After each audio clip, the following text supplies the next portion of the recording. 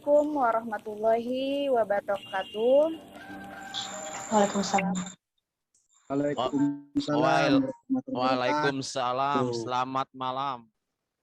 Selamat malam, Bapak. Salam sehat dan salam sejahtera. Saya ucapkan selamat malam dan selamat bergabung para peserta webinar dan para narasumber dalam forum diskusi hukum bersama media. Nah, saya sangat antusias sekali dalam acara ini. Perkenalkan, saya Analisa SE yang pada hari ini Bapak Ibu. Dan mungkin saya akan memperkenalkan Bapak moderator kita pada malam hari ini, yaitu ada Bapak Yusdiansyah. Bapak Yusdiansyah adalah owner, pimpinan media koran, radio broadcaster, public speaking coach, dan new answer. Gitu, Bu. Dan Bapak semua. Mungkin tak kenal maka tak sayang, makanya harus diperkenalkan terlebih dahulu. Dan di sini sudah ada hadir juga Bapak Suki Sari SH selaku narasumber kita, yaitu seorang advokat, praktisi hukum, managing law firm Suki Sari dan partner. Dan mungkin sudah hadir juga ada Ibu Anika Rahmawati SHC ME CLA, seorang advokat juga dan memiliki firm juga. Dan ada narasumber kita Bapak Donke Ridon KSH MSc LLM, Senior Partner DKMS Lawyers. Nah, mungkin itu sudah saya sebutkan untuk moderator malam ini dan para narasumber hebat kita pada malam hari ini untuk diskusi hukum bersama media. Baik, untuk Bapak moderator, boleh dipersilahkan untuk acara pada malam hari ini.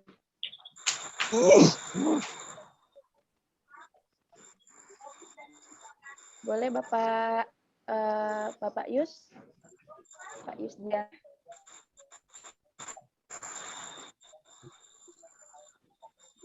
Maaf Pak Dodi. Bapak Yus Diansanya sudah hadir? Belum masuk. Belum masuk, Bu. Belum ya? Belum masuk. Baik, kita masih menunggu ya Bapak Ibu ya. Kita sambil menunggu Pak Yus hadir. Dimulai ini. Pembicara pertama aja, Bu. Oh, baik. Baik, untuk pembicara pertama boleh untuk dibuka oleh Ibu Anika Rahmawati SH. Saya persilahkan Ibu. Terima kasih Ibu Analisa.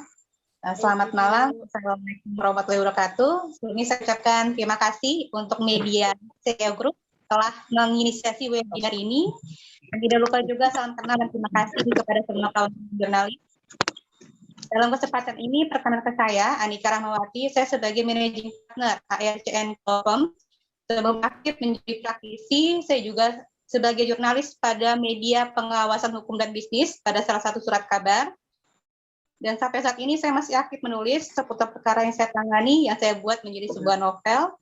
Dan saya telah mengikuti beberapa pelatihan bersertifikat seperti pelatihan trainer negosiator, kemudian pelatihan mediator non-hakim yang terakreditasi Mahkamah Agung, dan pelatihan mediator auditor hukum. Dan masih banyak lagi pelatihan lainnya.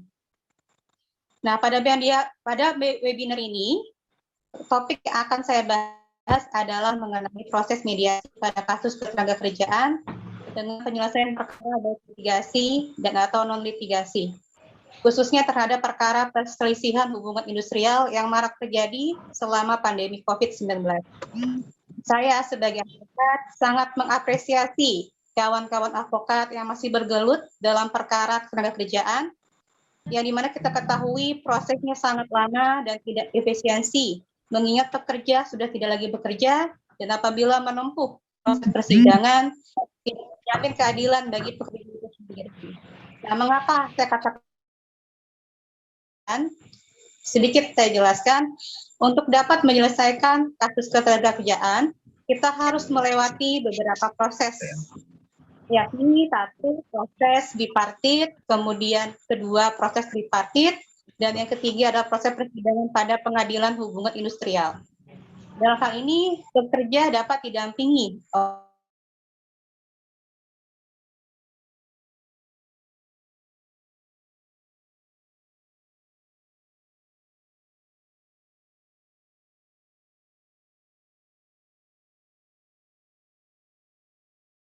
bipartit tidak mencapai kesepakatan.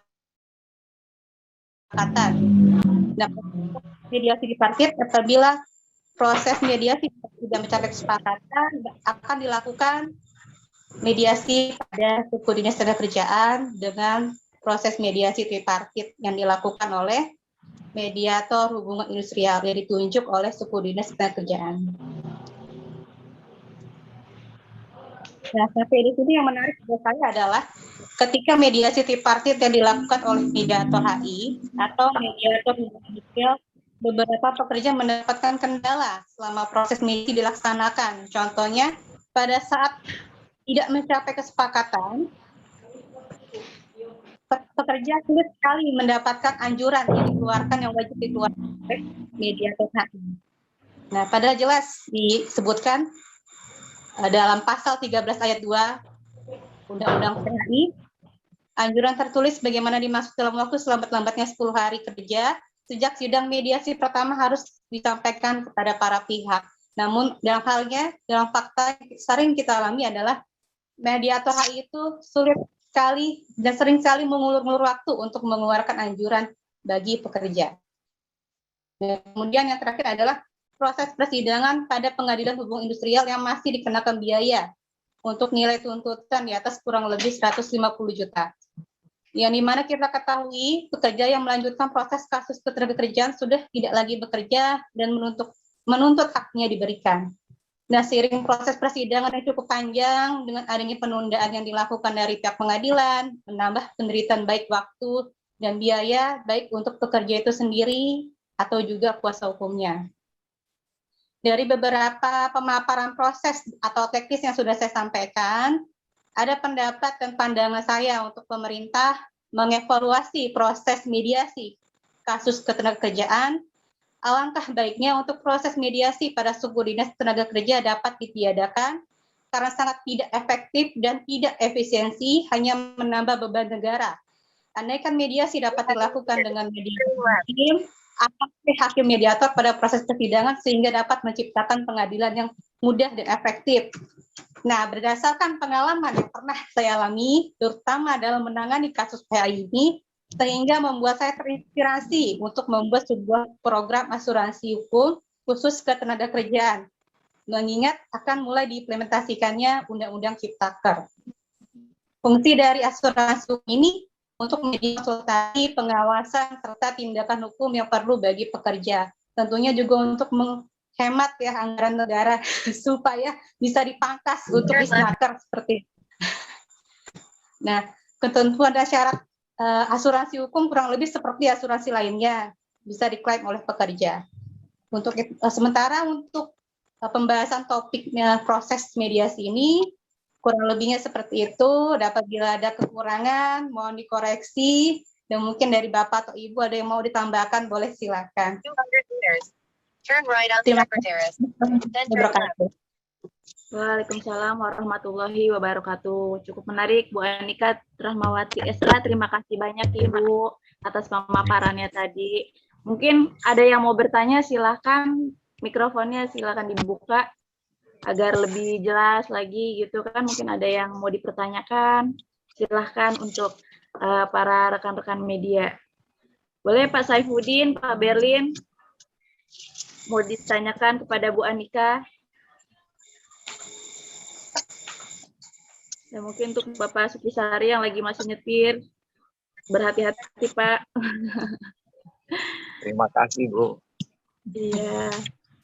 Mungkin ada Pak Aras dari Konawe Utara. Wah, luar biasa, jauh sekali ya Pak. Ada Pak Yudi, ya, boleh dipertanyakan. Silakan Bapak. Bapak Aras, silakan Pak. Assalamualaikum warahmatullahi wabarakatuh. Waalaikumsalam warahmatullahi wabarakatuh. Saya tertarik dengan apa yang Ibu jelaskan tadi, dan pertanyaan saya untuk sementara cukup sederhana. Apakah Anda sudah ada di daerah-daerah se-Indonesia atau baru di wilayah di Bekasi? Yang pertama. Nah, yang kedua, saya tertarik dengan asuransi apa tadi? Perlindungan hukum ya. Nah, apakah untuk tenaga kerjaan saja atau para pekerja penerima upah, ataukah termasuk bagi pekerja yang bukan penerima upah seperti petani, nelayan, gitu. Demikian pertanyaan dari saya. Terima kasih. Assalamualaikum warahmatullahi wabarakatuh. Terima kasih Pak Bengki saya. Terima kasih untuk pertanyaannya Pak. Boleh saya jawab sekarang Pak untuk jawabannya? Jadi seperti ini Pak. Kalau untuk asuransi hukum, kita khususkan terlebih dahulu untuk tenaga kerja tentunya yang masih aktif ya. Nanti untuk setiap bulannya kita akan potong biayanya ada dari hasil atau upah mereka bekerja. Nah, kemudian apabila nanti suatu saat ada pemutusan hubungan kerja atau mungkin ada prosedur yang tidak sesuai dengan peraturan ketenagakerjaan, maka untuk biaya asuransi tersebut bisa diklaim untuk digunakan untuk proses pengurusan penyelesaian perkaranya, seperti itu Pak. Nah, apabila tidak ada proses tersebut, untuk asuransi bisa diklaim seperti itu. Jawabannya seperti itu Pak. Mungkin ada lagi pertanyaan yang lain dari Bapak-Bapak dan Ibu-Ibu yang lain. Bagaimana Bapak Aras? Ada tadi, mohon maaf. Ada tadi yang pertama, apakah jaringan yang Ibu maksud itu untuk perlindungan apakah hanya di wilayah Indonesia Barat saja atau Bekasi atau Jakarta atau sudah se-Indonesia begitu? Baik. Mohon maaf ini. Demikian.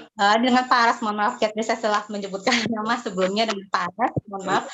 Jadi kalau untuk wilayah, kalau bisa kita semua buka Pak untuk di semua cabang di setiap wilayah, dan tidak hanya untuk mereka yang karyawan tetap atau karyawan yang tidak tetap, tapi bisa juga seperti maaf ya saya sebut seperti ojek online yang mereka kan memang tidak dapat payung hukum karena kan hanya kemitraan.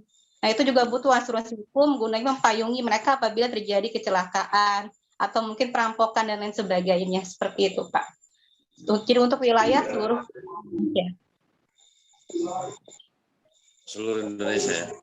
Saya tunggu Bu kehadirannya di Sulawesi Tenggara, karena di wilayah Sulawesi Tenggara juga saya rasa sama dengan daerah-daerah lain, banyak membutuhkan proses itu. Mas ini dulu bentar ya. Demikian Bu. Mana? Oh ya.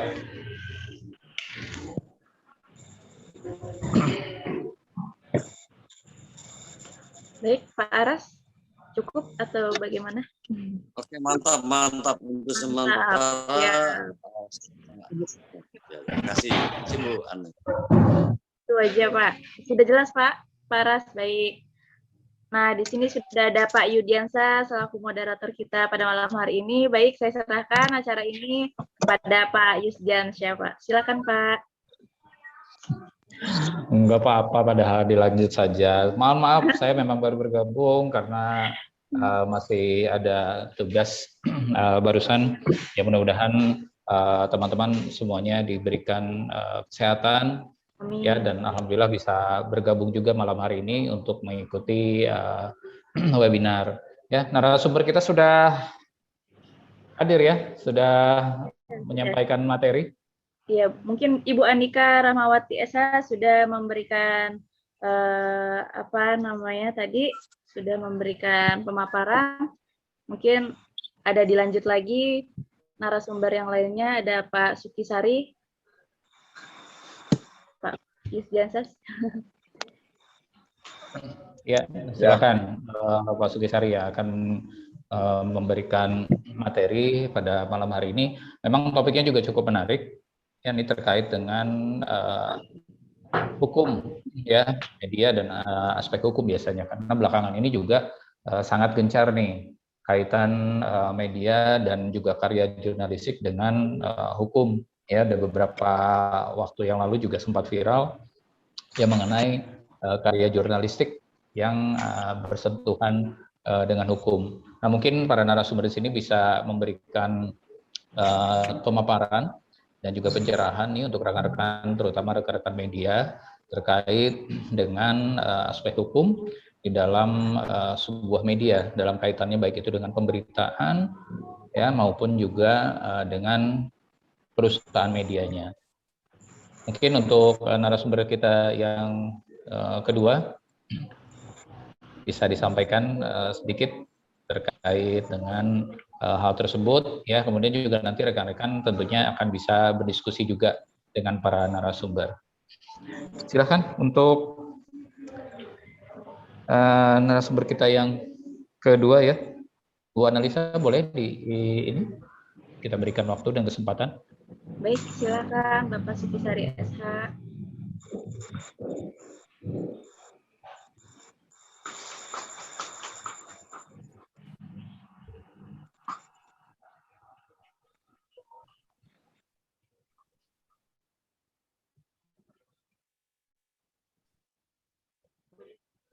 Ya, sudah bergabung beliau?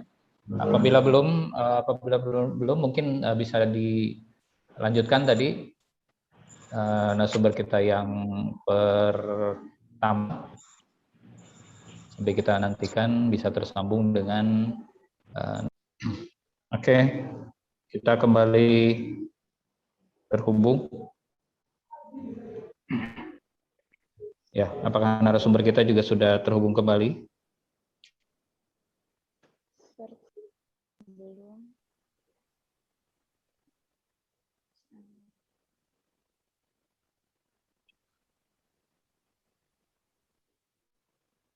Ya, iya, masih kita nantikan ya untuk kembali bergabung narasumber kita pada malam hari ini juga untuk rekan-rekan yang lain. Ya, tadi sempat terputus sebentar. Iya. Ya, apakah audio saya terdengar cukup jelas? Terdengar jelas sekali, Pak. Jelas ya, Mbak Narisa ya. Iya. Jelas.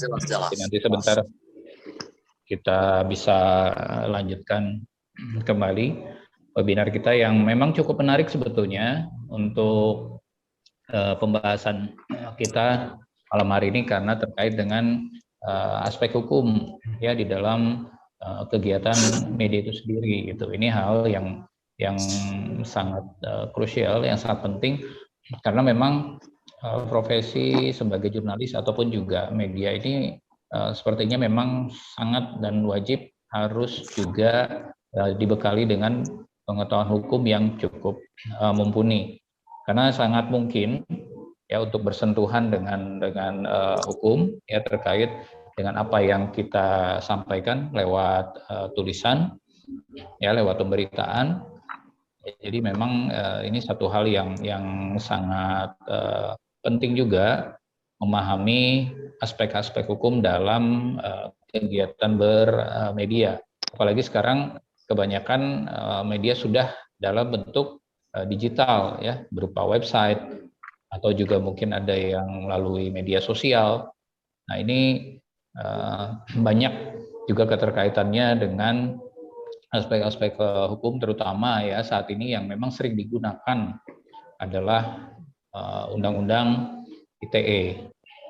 Ya, ini yang katakanlah masih menjadi satu hal yang sering ya digunakan untuk menjerat ya para jurnalis dan juga media apabila kita tidak memahami aspek-aspek hukumnya ya seperti itu.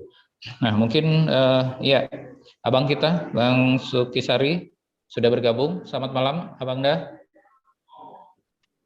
Selamat malam Mas Yus dan hostnya dan juga rekan-rekan advokat yang lain dan juga peserta. Dari tadi saya bicara terputus ya rupanya ya. Iya, Iya, terputus putus, sebentar. Pak. Iya. Oke. Silakan bisa Oke, saya dilanjutkan, ulangi. Abang Dah. Ya, siap. Saya ulangi ya. Mungkin saya akan Baik, Pak. membahas mengenai penulisan berita, khususnya berita hukum ya. Kadang-kadang rekan-rekan menulis itu kurang jelas. Kemarin ada salah satu lawyer menggugat dan menang, beritanya itu nggak jelas.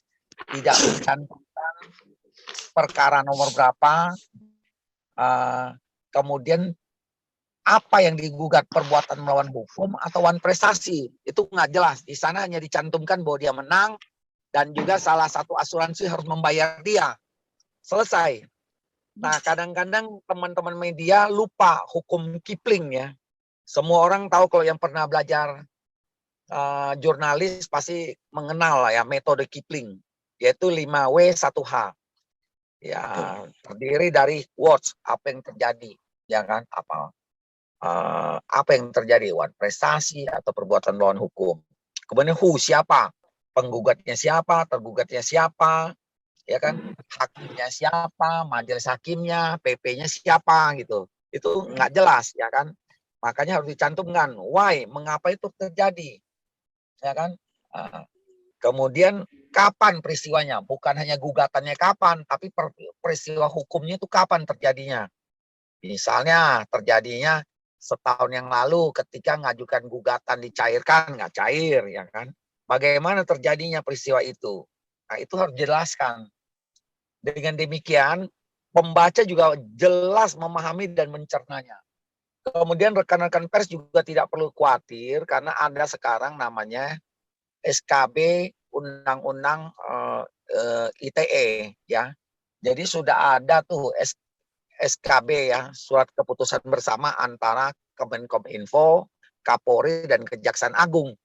Di mana kalau di dalam pedoman implementasi itu dikatakan untuk pasal 27 ayat 3 mengenai pencemaran nama baik, itu huruf L-nya itu dikatakan untuk pemberitaan di internet yang dilakukan institusi pers yang merupakan kerja jurnalistik yang sesuai dengan Undang-Undang Pers nomor 40 tahun 99 itu, diberlakukan mekanismenya tentang pers sebagai lex spesialis, bukan langsung kena pasal 27 ayat 3 Undang-Undang ITE. Kasus terkait pers itu perlu melibatkan Dewan Pers dulu, ya, untuk diperiksa dulu oleh Dewan Pers apakah itu pidana atau bukan. Tidak seperti yang sekarang langsung dilaporin, langsung kena pidana, ya. Tetapi kalau wartawannya sendiri atas nama pribadi, nah, kalau terjadi pencemaran nama baik, ya, akan diproses sesuai dengan Undang-Undang ITE pasal 27 ayat 3. Oleh karena itu, saya mengharapkan teman-teman wartawan, ya, teman-teman media, penulis juga menarik, singkat, ringkas, padat isinya, memakai kaidah bahasa Indonesia yang baik, sehingga itu juga menarik pembaca untuk membacanya. Tidak terlalu panjang, tapi memenuhi ketentuan prinsip hukum tadi 5W 1H, ya. Demikian yang saya sampaikan, mungkin teman-teman media atau bisa bertanya atau saran lebih lanjut. Terima kasih banyak. Selamat malam.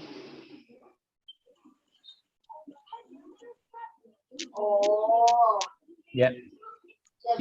Demikian ya pemaparan dari abang kita ya yang sudah ya. Bertanya. Ya, silakan. Silakan. Untuk yang lain pada saat narasumber maupun juga peserta tengah memberikan pertanyaan dan dialog, mohon untuk audionya bisa di-mute terlebih dahulu ya supaya audio kita tidak terganggu. Oke, silakan Abang Dah. Ya, begini Bang ya. Sebagaimana yang dikatakan narasumber tadi, Bapak, memang kita Indonesia kan istilah kita kan ini kan pers dilindungi undang-undang juga.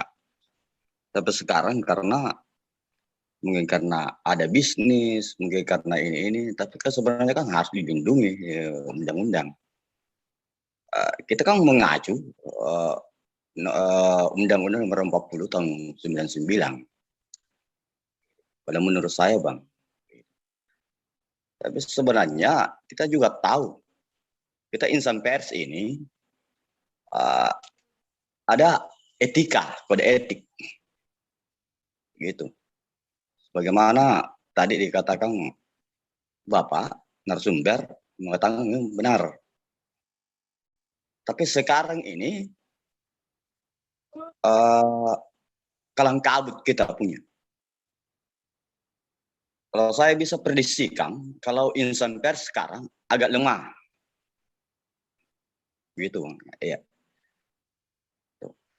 Mungkin karena kekuatan tidak ada pelatihan atau bagaimana. Saya bertanya, apakah memang pers itu dilindungi undang-undang atau tidak? Karena banyak kejadian sekarang pemberitaan yang begini, praduga tak bersalah, begini. Itu kekuatan pers yang saya mau katakan. Apa kita benar-benar dilindungi di undang-undang atau tidak? Begitu, Bang. Oke, ya. Cukup, Bang. Ya, nanti kita akan coba nantikan jawabannya. Intinya tadi, apakah memang benar jurnalis ini dilindungi oleh undang-undang ya? Memang kita jelas sudah mempunyai Undang-Undang Pers nomor 40 tahun 1999. Tapi kan memang apakah memang implementasinya sudah sesuai seperti itu? Atau mungkin juga sedikit tambahan pertanyaan untuk narasumber kita pada malam hari ini terkait membedakan produk jurnalistik dengan produk non jurnalistik. Ya, apakah yang dimaksud dengan produk jurnalistik itu adalah sebuah karya yang memang dituangkan atau disampaikan melalui web ya atau media elektronik resmi di perusahaan media, ataukah ada tambahan lain nih yang disebut dengan produk jurnalistik tersebut ya, dan kemudian untuk menyikapi antara produk jurnalistik dan juga bukan non produk jurnalistik ini seperti apa dengan kaitannya tadi. Seperti itu.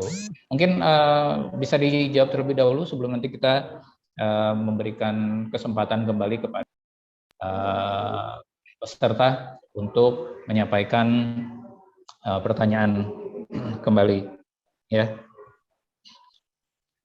Ya. Jadi begini. Pak Fajar kita, ya silakan. Dengan adanya SKB Undang-Undang ITE itu sudah berlaku sejak 23 Juni 2021. Mungkin sebelumnya terjadi, tapi sekarang semua laporan mengenai pasal 27 ayat 3 sudah tidak bisa lagi langsung serta-merta diterima. Apabila tetap diterima ya tinggal laporkan ke Propam aja atau Paminal ya. Karena semuanya juga sudah tahu bahwa sudah berlaku sejak 23 Juni 2021.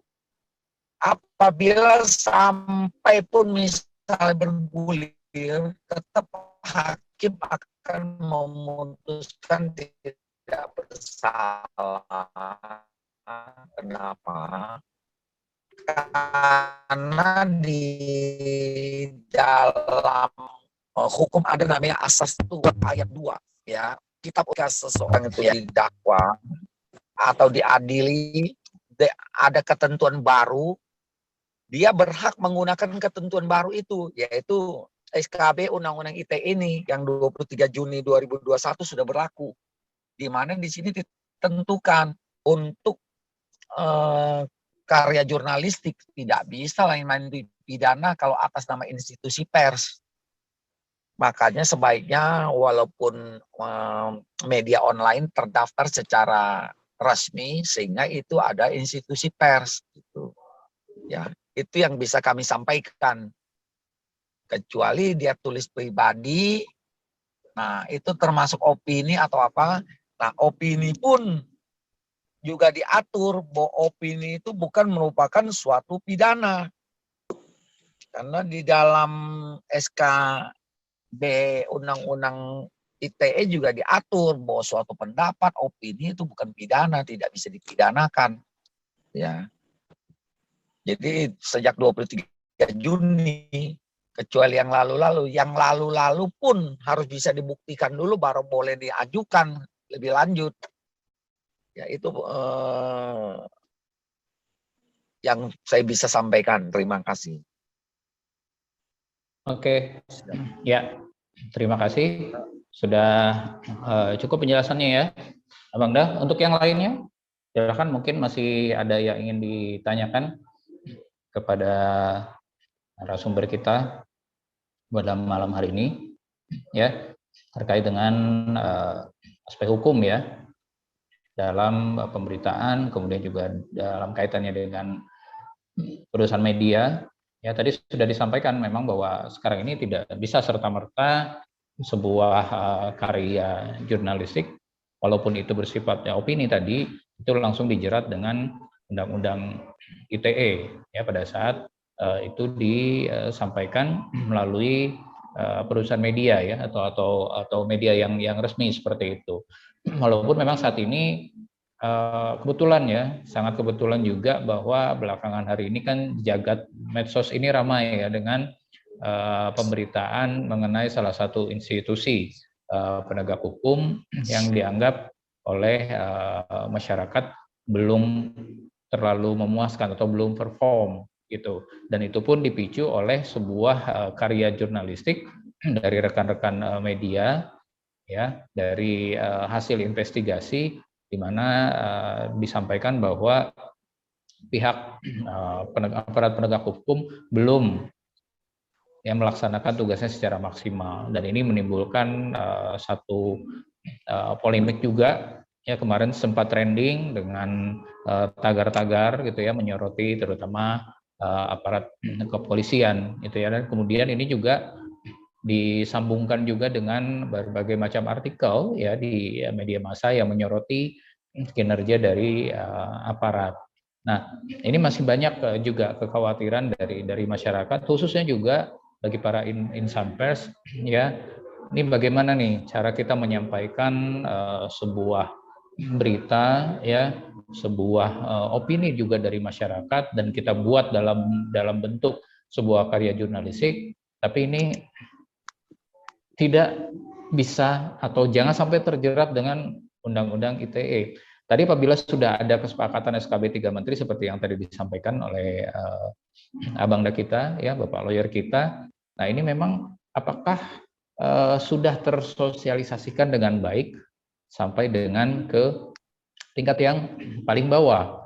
Karena memang ada sedikit pesimisme juga dari masyarakat bahwa ini SKB 3 Menteri, bahkan sebelum ini terbit itu juga sempat ada perkap ya atau MOU antara Kapolri pada saat itu. Saya memang lupa ya tahun berapa, tapi ada MOU antara Kapolri ya dengan tidak salah dengan Dewan Pers pada saat itu untuk ya memperlakukan sebuah karya jurnalistik adalah tidak bisa langsung dilaporkan sebagai sebuah tindak pidana gitu ya. Nah, tapi dalam perjalanannya ini seringkali petugas yang berada di bawah gitu ya, di tingkat Polsek katakan atau Polres, ini masih belum memahami perkap atau MOU dengan Kapolri tersebut, dan sekarang SKB ini juga sudah timbul. Apakah sosialisasinya sudah cukup memadai untuk seluruh aparat penegak hukum? Pertanyaannya juga seperti itu mungkin ya. Nah, mungkin ada rekan-rekan di sini yang ingin juga menyampaikan entah itu pengalamannya atau juga menyampaikan pertanyaannya terkait mungkin pernah ya mengalami mungkin ya, apakah wartawannya atau medianya juga pernah disomasi, kemudian juga pernahkah juga dituntut dilaporkan mungkin ya kepada aparat penegak hukum. Karena untuk saya sendiri gitu ya, media saya pernah kalau mendapatkan somasi itu sudah pastilah, walaupun tidak terlalu sering. Tapi ada beberapa rekan saya juga yang medianya langsung ya dilaporkan kepada aparat kepolisian pada saat itu. Ya, ini kejadian sekitar tahun 2020 lalu. Ya, dan ini oleh pihak kepolisian ditanggapi. Ya, sempat ada pemanggilan terhadap pemimpin redaksi dari media tersebut. Gitu ya. Ini artinya kan bisa dibilang memang tidak seluruhnya aparat juga mengetahui atau memahami mengenai kesepakatan ya untuk tidak serta-merta menjadikan sebuah karya jurnalistik langsung ke dalam tindak pidana umum atau menggunakan undang-undang ITE tadi. Seperti itu ya. Ya ini sekedar berbagi pengalaman. Zaman Ya, sudah berubah. gimana? Ya. Kalau MUU kan cuma 2 pihak. Kalau ini SKB juga melibatkan kejaksaan. Jadi kejaksaan pun tidak akan bisa P21. Karena jelas sekali gitu loh. Kalau MOU kan antara organisasi atau Dewan Pers dengan kepolisian. Kalau ini SKB melibatkan kejaksaan, jadi tidak akan mungkin bisa P21 suatu laporan. Karena di sini jelas sekali. Dan juga sudah ada Menko Polhukam juga sudah mengirimkan SKB ini ke Ketua Mahkamah Agung, dan itu juga sudah disebarkan ke setiap pengadilan tingkatan di bawahnya. Jadi ini jelas sekali gitu yang untuk ini ya. Memang sebelumnya undang-undang ITE belum dirubah, nah sambil merubah itu sudah ada rambunya, pedoman implementasinya jelas. Apa yang boleh, apa pencemaran atau tidak. Suatu pendapat ya, itu ya enggak, itu jelas sekali pedoman implementasinya untuk pasal 27 ayat 3 huruf C ya. Bukan delik yang berkaitan dengan muatan penghinaan dalam pasal 27 ayat 3 Undang-Undang ITE jika muatan atau konten yang transmisikan, didiskusikan dan dapat hasil evaluasi atau sebuah kenyataan. Jadi ada 4 poin tuh dengar. Ya. Jelas di sini dikatakan ya, penilaian, menilai boleh. Ya kan, bukan menuduh, ya menilai tidak sama dengan menuduh. Pendapat, kan pendapat, oh ya ini kurang baik pelayanan ini, ya kan, itu kan pendapat. Atau hasil evaluasi, ya berdasarkan kinerja, berdasarkan beberapa kasus, ya kan, itu kan merupakan evaluasi. Atau memang kenyataannya lah, memang kenyataan ada oknum misalnya, bermain kasar kayak kemarin, smackdown, ya kan bisa dipidana.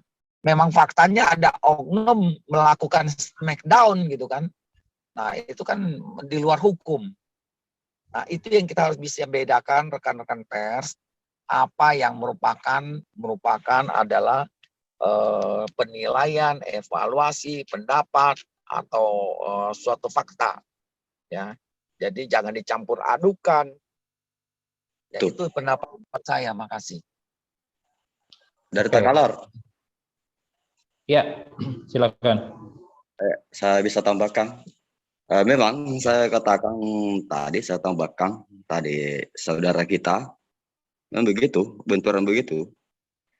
Kita sebenarnya kan insan pers itu kan sebenarnya kan kalau kita mengacu di undang-undang, sebenarnya di Indonesia tercipta ini karena terlibat juga pers. Ya.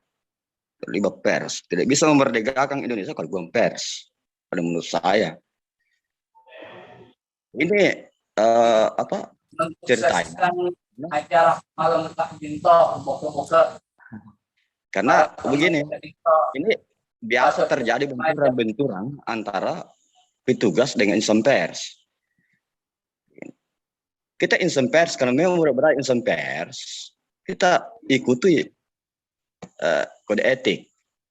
Kita tidak bisa ini memberitakan tanpa ada sumber. Begini. Tapi akan sekarang ini, di situasi sekarang ini, akan pers itu bagaimana? Jadi makanya sekarang ini Dewan Pers bagaimana di bawah ini kita semua bagaimana kita bisa dilindungi undang-undang MU dengan Kapolri itu bukan istilahnya kita mau ini tapi kan ada atasan itu. Tapi bagaimana kekuatan hukum pers itu, Dewan Pers dengan Kapolri, Presiden apa di situ.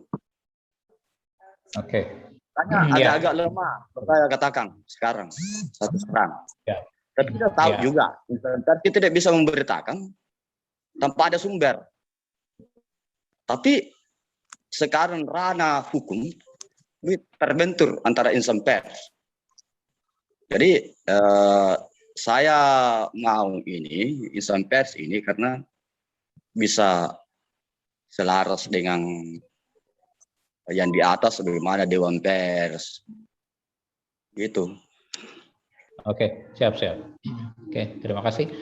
Mungkin ada lagi dari peserta kita yang ingin menyampaikan ya atau memberikan pertanyaan terkait tadi sudah dipaparkan ya beberapa hal terkait dengan aspek hukum ya pada saat ini ya dengan diperkuat lagi oleh SKB tadi ya yang sudah seharusnya ini menjadi angin segar ya memberikan perlindungan untuk para insan pers seperti itu. Oke, ada lagi tadi? Ada yang ingin bertanya kembali? Ya, Pak. Ya, silakan. Saya boleh, Pak? Ya, silakan. Assalamualaikum. Ya, waalaikumsalam. Saya ya langsung sama Bang Suki Sari ya. Ya. Pertanyaan saya begini. Tadi Bapak menjelaskan terkait dengan karya jurnalis atau pers. Itu bagaimana hukumnya? Jika produk berita atau link berita kita posting ke medsos di akun pribadi atau di media sosial lainnya. Sekali lagi pertanyaan saya Pak, bagaimana hukumnya, bagaimana aturannya jika ada link berita yang kita posting ke akun medsos. Nah, akun medsos itu akun pribadi. Ya, seperti yang saya alami sekarang. Itu saya membagi link berita topik terkini dengan judul terkait dugaan penyimpangan dana desa. Saya bagi ke akun pribadi saya di Facebook. Nah, itu bagaimana menurut Bapak? Apa saya melanggar atau bagaimana? Karena kemarin waktu saya di kepolisian, saya sempat mendapat undangan di sana, itu bahwa saya diduga melanggar Undang-Undang ITE. Karena link berita teman saya posting ke akun Facebook saya. Sementara dalam isi berita itu bukan menuding, tapi tetap mengedepankan asas praduga tak bersalah. Tuh. Jadi saya sepakat dengan Bang Sefudin, berita kalar ini, kemana undang-undang pers? Di mana perannya Dewan Pers melindungi insan pers? Ya. Bagi kan semua lembaga negara, swasta, sepengetahuan kami, maaf Pak, itu saya rasa mitra Pak. Demikian untuk sementara, mohon maaf jika ada kalimat. Ya, oke, terima kasih. Ya, mungkin bisa langsung dijawab, Bang Dan, terkait pertanyaan tadi, yang memposting link berita di media sosial. Ini bagaimana secara hukum? Seperti yang saya jelaskan tadi, SKB Undang-Undang ITE kan sudah menjelaskan untuk kepentingan pemberitaan internet yang dilakukan institusi pers, itu kan bukan institusi pers, karena kalau link pribadi. Sekali lagi di sana sudah ada pedoman implementasinya. Ya, kalau yang dilakukan institusi pers tidak akan kena, karena akan berlaku Undang-Undang 40 tahun 99 tentang pers. Maka tulislah berita melalui institusi pers. Kalau itu kan akun pribadi. Nah, kalau akun pribadi kembali ke isinya. Isinya yang tadi yang saya bilang huruf C. Pedoman implementasi undang-undang delik muatan penghinaan atau pencemaran nama baik dalam pasal 27 ayat 3. Jika muatan yang ditransmisikan itu berupa penilaian, isinya penilaian bukan merupakan pendapat, hasil evaluasi atau kenyataan. Nah, kenyataan bukan. Kalau kenyataan kan enggak. Kalau belum diadili kan belum kenyataan. Oleh karena itu hati-hatilah. Kan sudah ada rambunya di sini. Ya. Tapi kalau misalnya link berita itu menyatakan bahwa diduga ya kepala desa ya melakukan korupsi anggaran misalnya. Nah, itu kan sudah menduga, ya kan? Kecuali di sana pendapat, oh iya, ya harusnya kalau anggaran bisa membangunnya terlalu besar. Itu adalah pendapat. Berbeda kalau di si Anu kepala desa itu diduga melakukan ini. Nah, itu kan sudah bukan pendapat. Sudah menduga atau menuduh. Jadi hati-hati. Walaupun link tidak akan dilindungi undang-undang pers karena kan bukan pemberitaan melalui pers pribadi dan link beritanya isinya nggak sesuai. Itu loh. Jadi rekan-rekan itu harus cerdas, ya. Makasih. Ya. Oke, sedikit, Abang Dah. Ini kan kalau kita melihat memang sekarang ini di masyarakat, apabila Abang juga memantau media sosial, gitu ya, ini banyak sekali yang melampirkan link berita di akun media sosial pribadinya, gitu ya, dan ini berbagai macam topik, gitu, dari mulai berita yang landai-landai saja hingga ke berita kasus. Ya, tanpa disertakan opini dari si pemilik akun tersebut.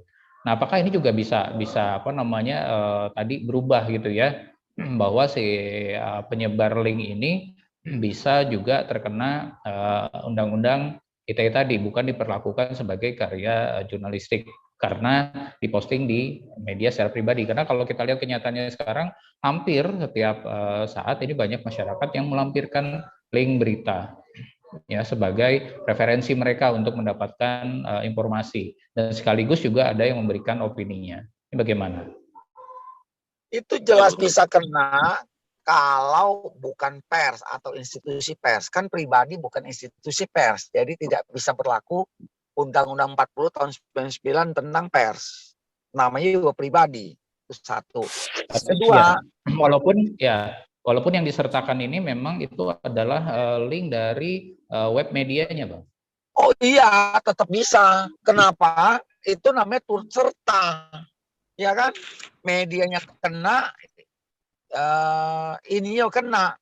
Masalahnya kan dia kan belum tentu isinya benar. Kecuali kita udah yakin isinya adalah tentang penilaian. Ya kan? Tentang pendapat atau hasil evaluasi atau memang fakta. Ya kan? Yang saya katakan loh. Ada oknum polisi ketika mahasiswa demo melakukan smackdown sehingga menyebabkan mahasiswa tersebut terluka atau pingsan. Itu kan fakta. Nah, itu nggak masalah.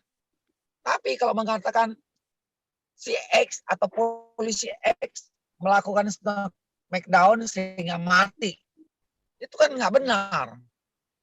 Nggak ada yang mati kok. Ya. Fakta beda dengan sesuatu yang nggak benar.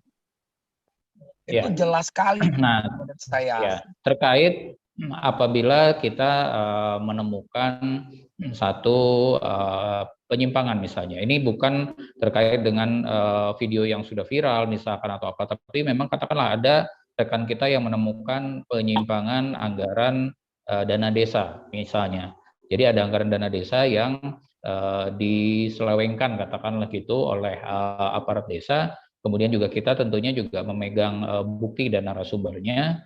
Nah, kemudian kita juga menuliskan berita dengan kalimat awal adalah diduga, misalnya seperti itu, gitu ya. Itu kan diduga ini kan bisa benar, bisa tidak juga.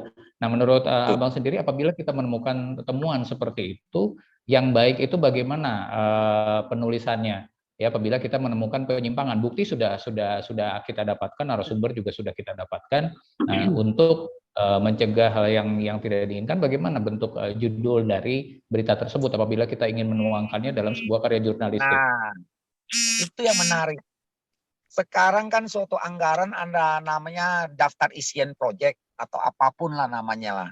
Misalnya anggaran itu untuk melakukan, misalnya dana itu untuk membuat saluran air. Nah, ada nggak buktinya dulu buat saluran air? Tapi kenyataannya tidak. Nah, itu yang harus ditampilkan. Bukan dibilang, oh kepala desa X diduga melakukan ini, tanpa ada pembanding. Tanpa ada fakta bahwa sebenarnya anggarannya untuk apa. Oke. Untuk mencegah itu ya harus sampaikan bahwa anggaran itu seharusnya untuk ini sesuai dengan ya kan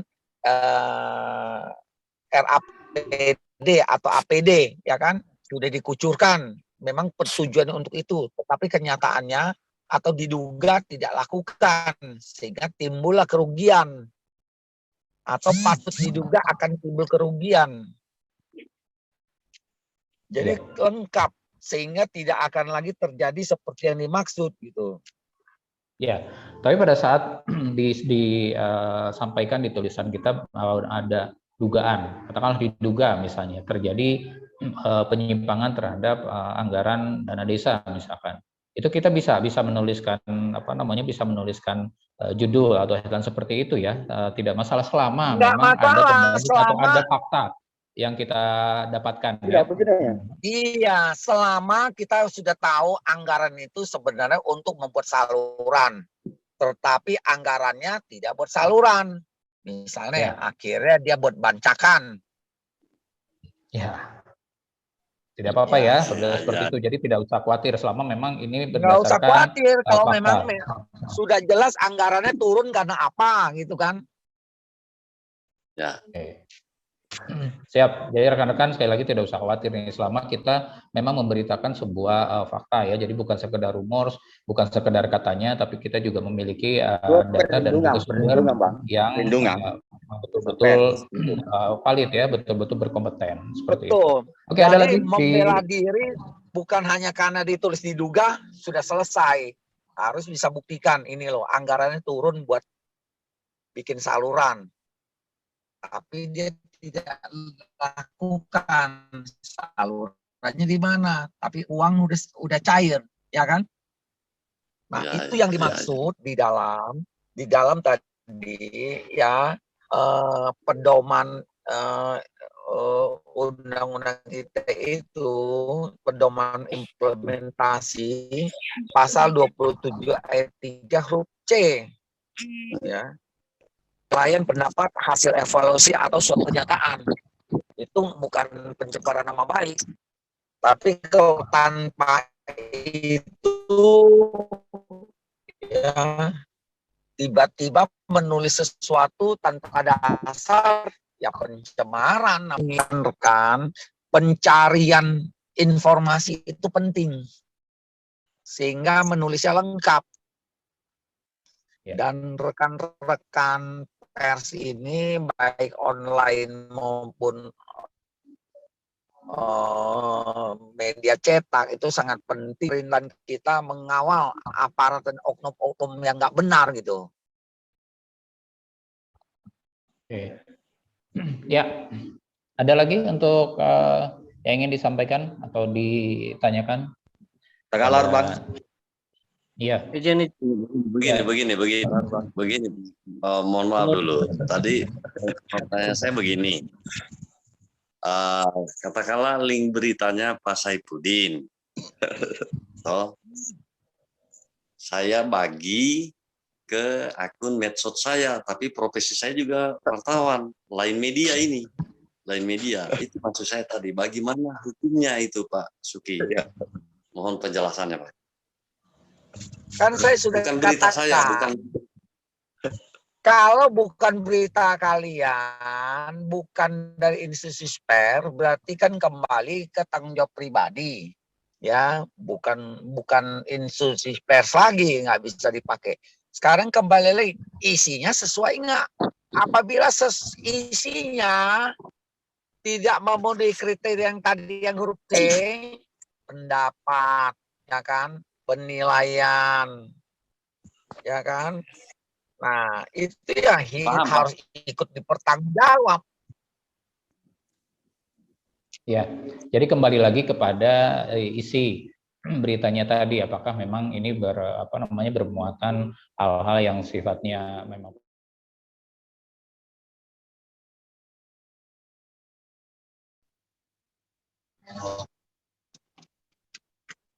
ya. Demikian ya pemaparan dari narasumber kita terkait dengan infrastruktur ya dari abang kita Bang Donke Kavi. Ya memang ini untuk spesialis di infrastruktur ya. Mungkin rekan-rekan ada yang ingin disampaikan atau dari pemaparan tadi mungkin ada yang ingin ditanyakan kepada narasumber kita yang berikutnya ini yang ketiga. Kami persilakan.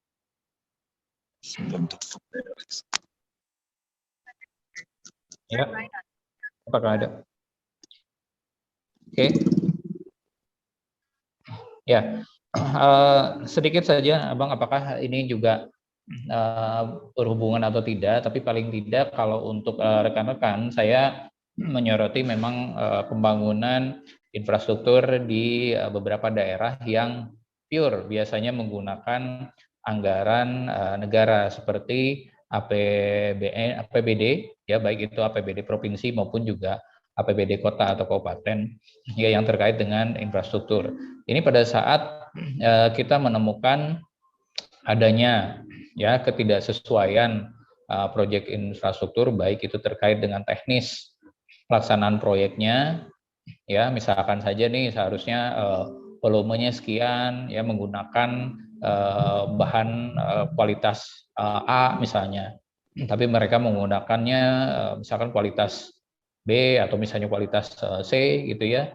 Nah ini kan sebetulnya sudah menjadi tugas dari para jurnalis juga untuk sosial kontrol dan mengawasi proyek-proyek tersebut agar sesuai dengan spesifikasi yang ditentukan, karena ini biasanya menyangkut proyek-proyek yang cukup vital ya, seperti misalnya pembangunan jalan, kemudian juga jembatan, kemudian juga TPT misalnya seperti itu.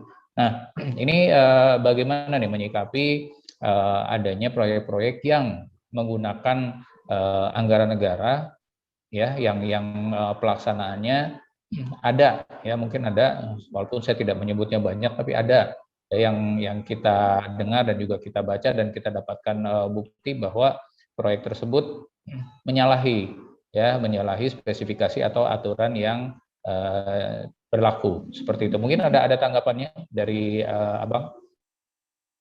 Ya, terima kasih. Justru itu sangat relevan sekali ya Bang ya, jadi memang monitoring and evaluation itu jadi di setiap pembangunan gitu ya ada semacam monitoring evaluation yang bisa dilakukan oleh ya konsultan pengawasnya gitu ya. Biasanya ada konsultan pengawas, dan sebetulnya yang paling powerful itu adalah stakeholder dari media. Nah, ini media ini untuk bagi para pelaku pembangunan itu bisa menjadi kawan dan juga bisa menjadi lawan, Bang. Jadi biasanya kalau bisa jadi kawan, bisa jadi lawan, bisa jadi kawan dan bisa jadi lawan tuh kalau misal tergantung posisinya kita gitu ya. Tergantung posisinya kita. Kadang-kadang kita kalau misalkan terlalu terbuka kepada media gitu, kadang bisa jadi backfire. Tapi kalau misalkan kita kalau misalkan proyek ini bagus dan proyek ini apa namanya bisa memiliki nilai ekonominya tinggi ya, yang seperti proyek-proyek sosial gitu, proyek rumah sakit katakanlah, memberikan semacam kesehatan gratis gitu kepada masyarakat. Nah, itu media jadi kawan tuh kalau kayak gitu. Kalau proyek-proyek mangkrak itu media jadi lawan tuh kalau gitu. Jadi betul Bang, saya setuju bahwa harus ada mekanisme pengawasan sosial, dan itu harus ketat, dan saya rasa ini pers juga ya, insan-insan pers harus membentuk suatu keahlian-keahlian khusus, Bang. Keahlian-keahlian khusus untuk untuk mengawal ini gitu ya. Jadi dia harus mengerti bagaimana proyek itu berjalan, pembangunan di Indonesia itu berjalan, harus seperti apa. Itu tuh perlu gitu, skill-skill pengetahuan seperti itu perlu dipertajam sehingga sosial monitoring itu bisa berjalan gitu ya. Nah, tapi sekarang saya sedikit menyoroti bahwa kerjasama pemerintah badan usaha itu adalah merupakan suatu solusi gitu ya, di mana intinya adalah sharing risk ya, jadi pembagian risiko, di mana kalau misalkan di APBN gitu ya, untuk pembangunan infrastruktur APBN itu semua disiapkan oleh pemerintah. Jadi ketika swasta melakukan kesalahan gitu ya, dia akan selalu menyalahkan pemerintahnya gitu ya, bahwa ini speknya kan yang bikin dari pemerintah. Berarti salahnya itu salah pemerintah gitu. Nah, kalau misalkan kalau di KPBU adalah performance based, di mana pemerintah menginginkan sesuatu hal yang ini, dan yang membuat bill of quantity, desain, semua itu adalah swasta. Jadi kalau misalkan ada risiko desain, risiko konstruksi, dan menyebabkan permasalahan konstruksi atau permasalahan sosial, itu pemerintah bisa langsung menyalahkan swastanya. Jadi, dan itu adalah risiko harus ditanggung oleh swasta gitu. Nah, risiko yang ditanggung oleh pemerintah itu apa?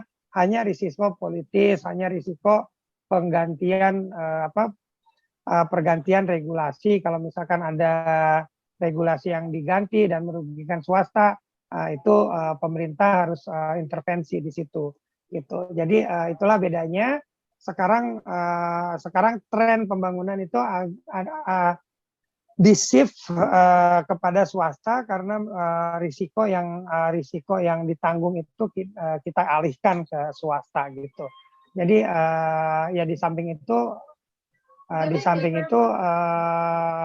peran media juga sekali lagi penting untuk ditingkatkan, dan insan-insan media juga harus memiliki ekspertis khusus untuk isu-isu spesifik gitu ya, seperti pembangunan infrastruktur ini. Saya rasa demikian Bang Yusdiansyah. Iya, oke. Terima kasih. Ya, mungkin ada di sisa waktu kita ingin ditanyakan kembali kepada narasumber kita pada malam hari ini. Ya, mungkin bisa disampaikan. Mungkin ada kesempatan, Bang. Bukan mempertanyakan, tapi menambah ya, sedikit. Langsung saja, Bang. Begini, kita ini kan insan pers kan kontrol sosial. Sebagaimana tadi kita katakan, ya, memang tantangan untuk ke depan memang benar-benar kita harus hadapi. Jadi memang sebagai insan pers memang harus dituntut untuk terus, karena eh, banyak tantangan untuk ke depan begini. Jadi harus memang kita ikut di kode etik.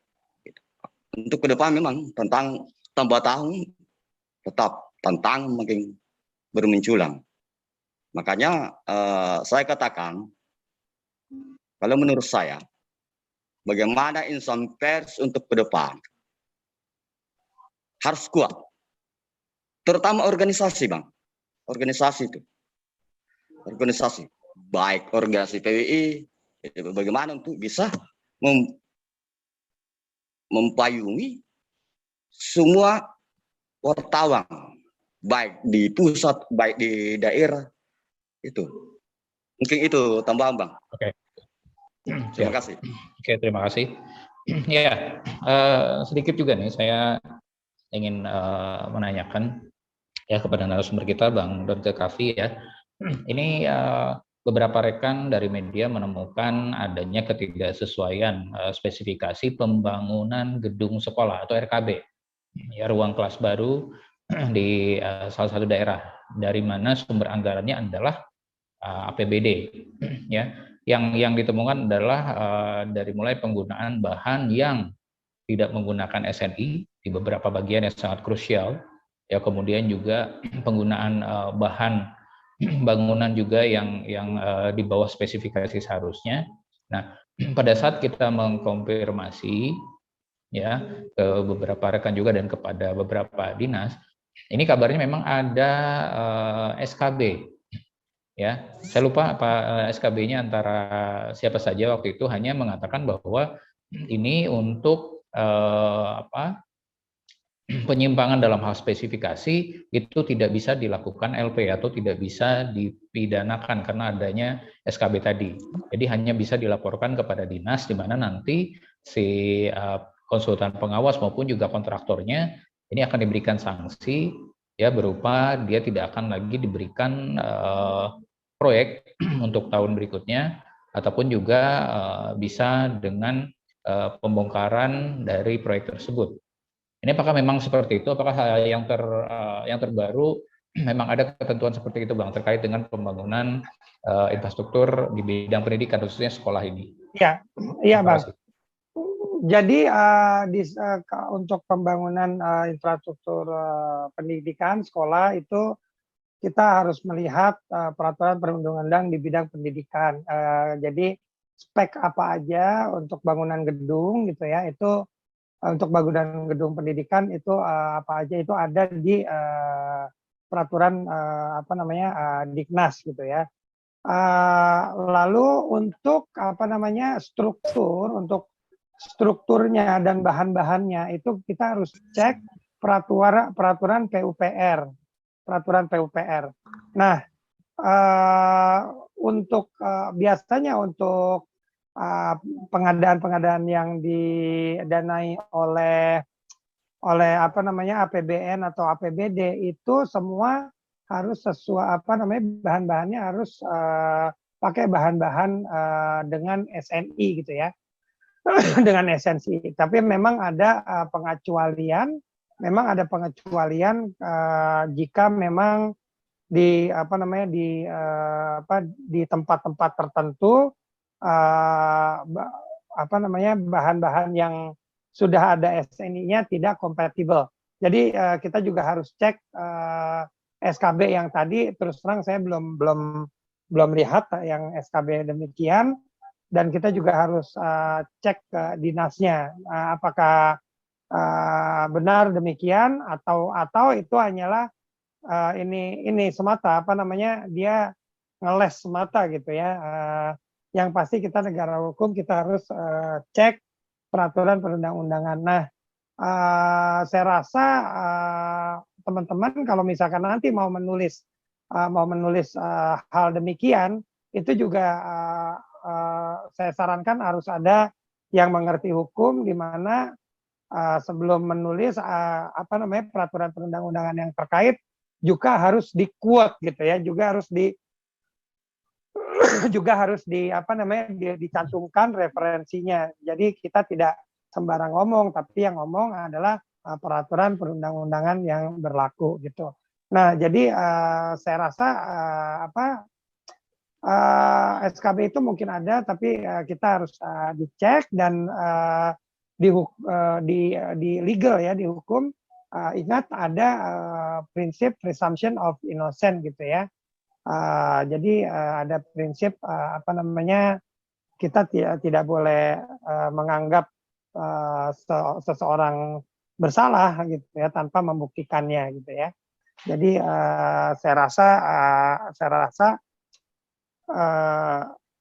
sebelum bertindak, sebelum menulis atau melaporkan, memang kita butuh kuat dulu nih pemahaman mengenai peraturan perundang-undangan di bidang pengadaan barang dan jasa, di bidang konstruksi dan sebagainya, sehingga rekan-rekan rekan-rekan media pun tidak bisa dibohongin gitu ya sama pejabat gitu ya, yang kadang-kadang pejabat juga banyak ngelesnya dan entah dia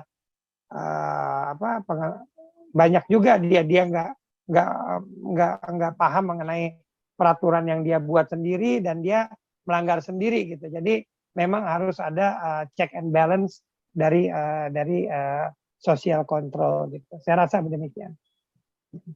Ya, siap.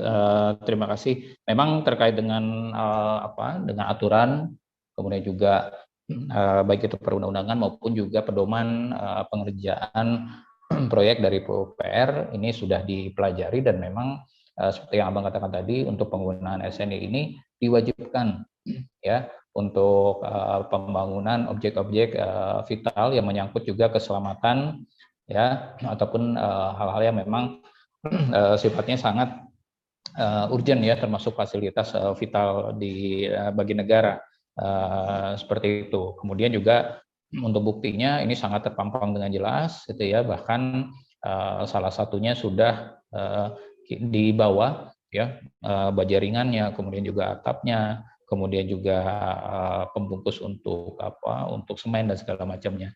Jadi seperti itu ya, artinya silakan tadi rekan-rekan bisa menuliskan temuan tersebut, hanya memang di garis bawahi tadi kita harus juga memahami aturan perundang-undangannya, kemudian juga bagaimana prosedur-prosedurnya agar dalam penulisan itu memang betul-betul sesuai ya dengan aturan perundang-undangan. Jadi pada saat kita menganggap ada penyimpangan, kita sudah punya bukti-bukti yang cukup. Kembali lagi tadi bahwa kita sebagai media, sebagai social control harus memberitakan sesuatu berdasarkan fakta dan juga sesuai dengan aturan yang berlaku dari apa yang kita sikapi tersebut. Mungkin seperti itu ya.